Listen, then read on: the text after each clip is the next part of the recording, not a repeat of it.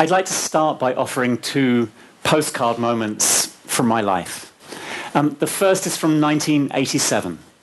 I was about 30 years old at the time, and my son was about 2.5 years old, and we were on a trip to England to visit my mum and dad. The main purpose of the trip, well, the truth is that mum and dad were like the last two people on the planet that I needed to tell that I was gay. So this is why we're going. I've been planning the trip for months, thinking about how it's going to be, what am I going to say, how are they going to react. And on the first night, it's all going perfectly to plan. My son goes to bed. Mum, Dad and I, we're in the lounge. They're on the sofa, I'm in the armchair, we're drinking tea. English.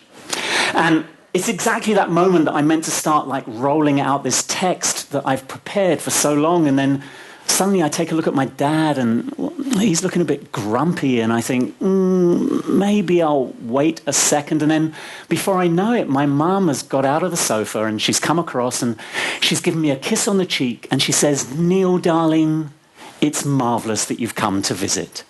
And she goes to bed. I blew it. Second night, action replay. It's all going perfectly to plan again. My son goes to bed. Mum, Dad and I, we're in the lounge. They're on the sofa. I'm in the armchair. We're drinking tea. Nothing new in the Harris household. Night after night, it's exactly the same. And I say to myself, okay, now or never. I have to tell them. And so I start babbling like some idiot, and I say, listen, Mum, Dad, this is really difficult for me, and I'm not sure where to start. And then suddenly I see my mum is waving at me like Queen Elizabeth II, and she says, "Neil, darling, it's okay." And I go, "What's okay?" And my mum says, "Neil, darling, we know." And I go, "You know? I mean, what do you think you know?" And my mum says, "Neil, darling, we know." I just have to tell you one thing about my mum. She is an incredible woman. She's now 88 years old. She moves through life like a bulldozer. It's just that she has a physiological problem here in the area of her jaw, and the word homosexual has never passed her lips. And in my opinion, it never will till her dying day. But she has her own sweet, nuanced way of making sure that she is understood in life. And she says, "Neil, darling, we know why you haven't got a girlfriend." And I say, "What? You know? Both of you know? You are so annoying. I've been planning this for months." I am out to Mum and Dad. Now, I'm sure there are many of you thinking, why is he telling us this coming out story from almost 30 years ago? Let me help you out. My second postcard is from Israel, November 2012.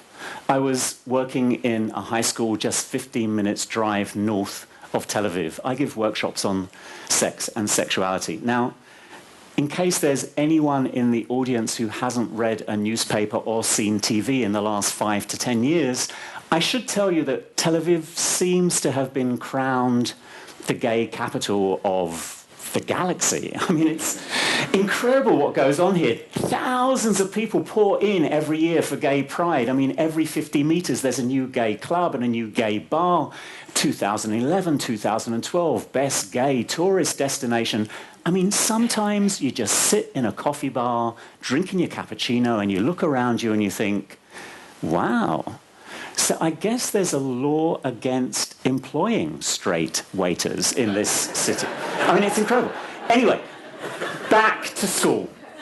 So I've given my first workshop, and the school counsellor comes up to me in my coffee break, and she says, "Neil, have you got a few minutes at the end of the day?" And I say, "Okay." And she said, "I'd just like you to come to a meeting with a couple of parents that I'm going to have to talk to, and I think you could help me out." And I said, "Okay."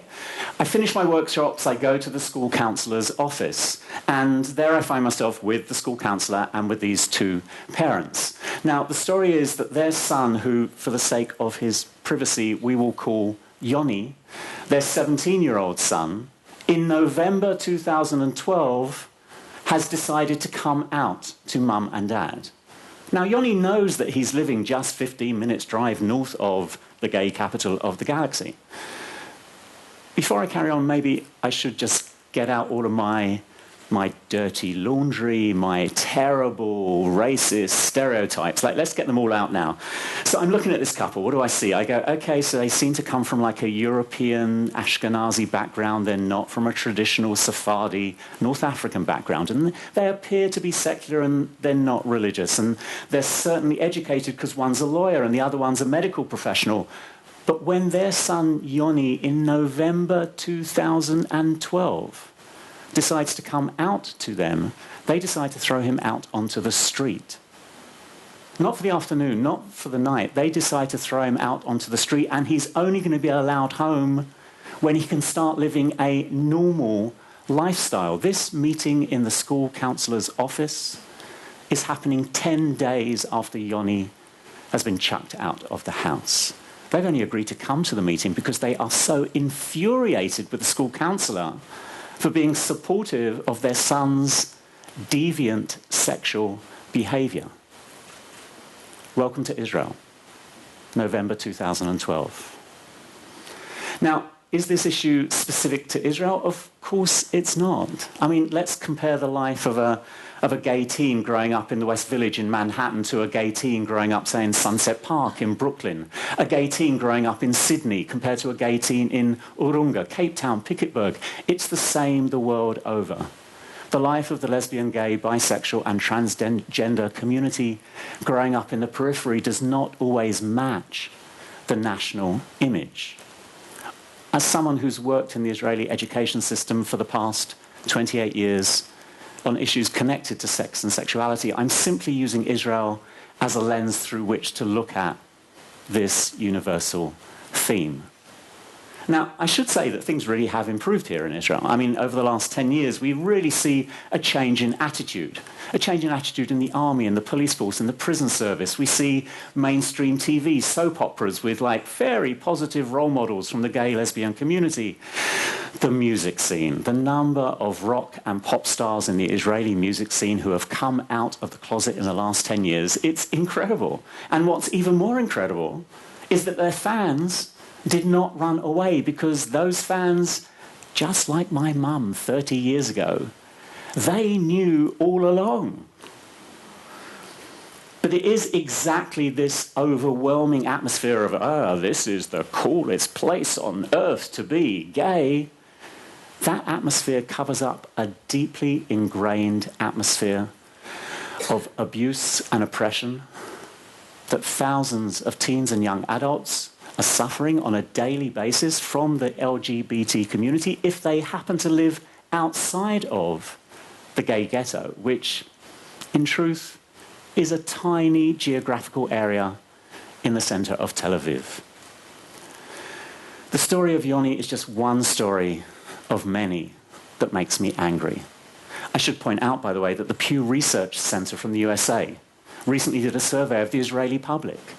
Only 40% of the public believe that the queer community has any claim on equal rights at all.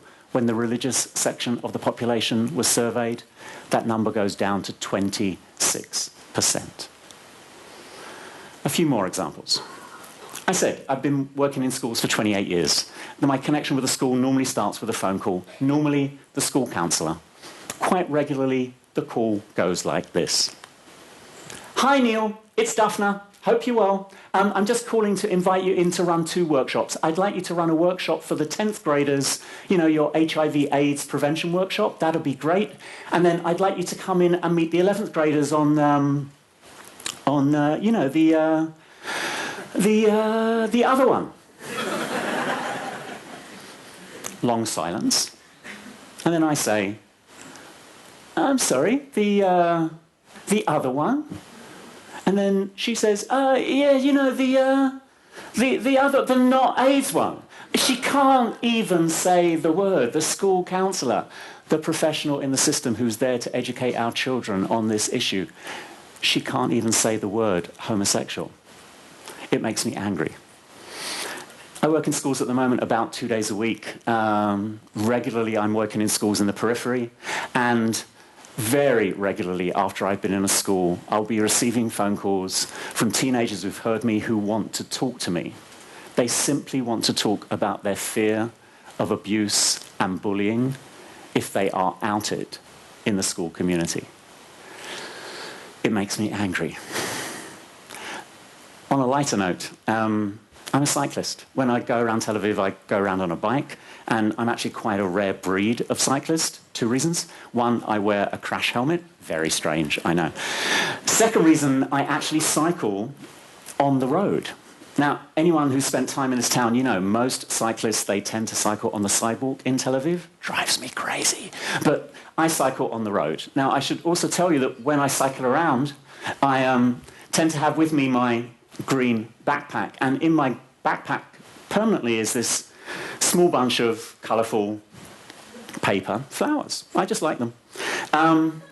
I should also point out that the average Tel Aviv motorist does not exactly enjoy sharing the road with us cyclists.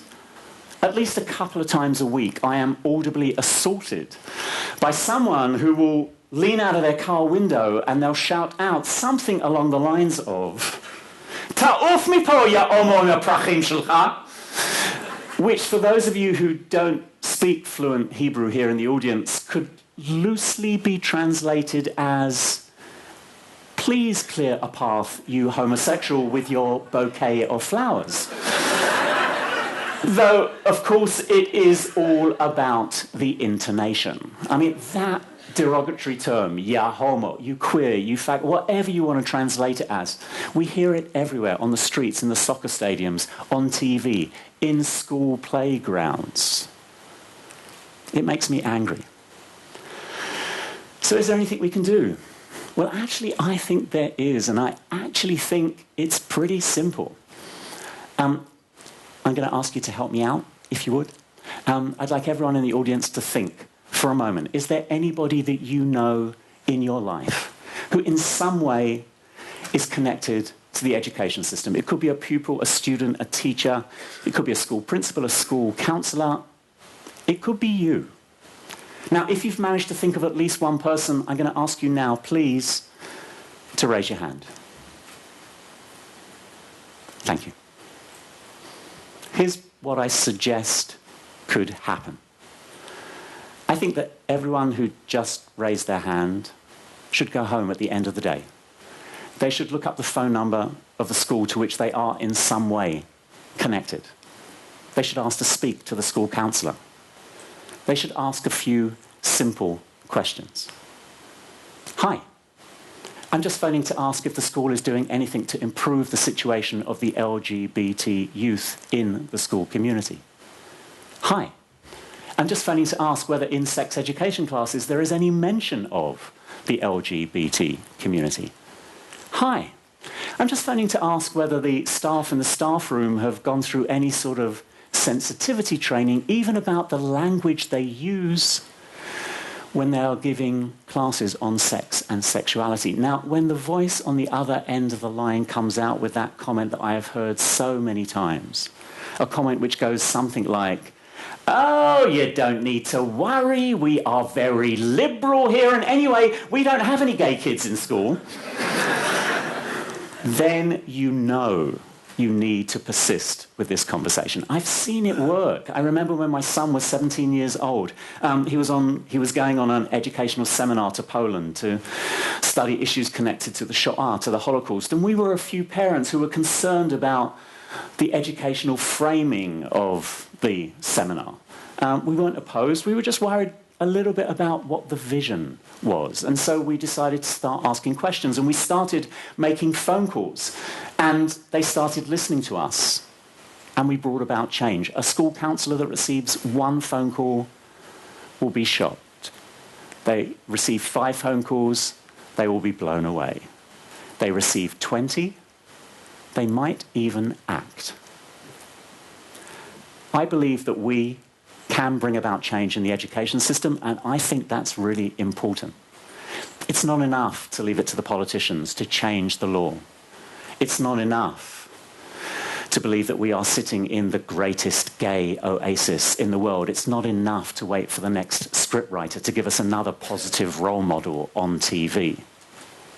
If we go and talk to those LGBT youth and young adults who are living in the periphery, many of them will talk to us about a life of fear, of anxiety, of bullying, of abuse, a terror of actually losing their families. Whether you're sitting in this room today here in Israel or whether you're watching this somewhere around the world, if you talk to those youth, they will tell you that life in the periphery, it's not that pink. Please go home and make a phone call today. Thank you.